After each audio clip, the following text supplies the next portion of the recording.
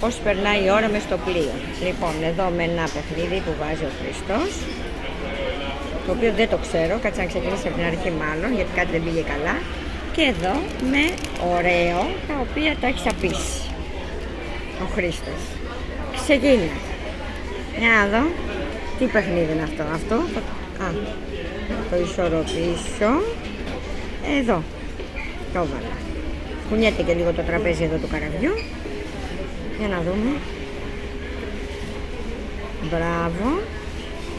Για να δούμε ποιος θα χάσει. Έλα. Εκεί, το κατεβάζω. Και ο Θεός βοηθό, κάθισε. Μπράβο του.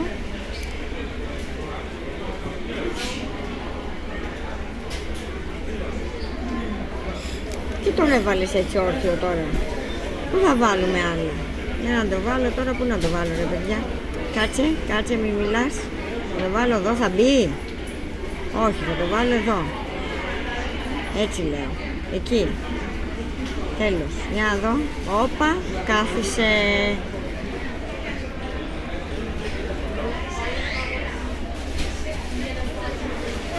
Γιατί τα βάζεις έτσι, τα ανάποδα και δεν τα στρώνεις καλά να είναι ωραία? Να το βάλω ξάπλα αυτό. Για να χάσω. Όχι, θα το βάλω αυτό έτσι. Γιατί να χάσω, μωρέ μαμά? Γιατί είμαστε δύο πάλι.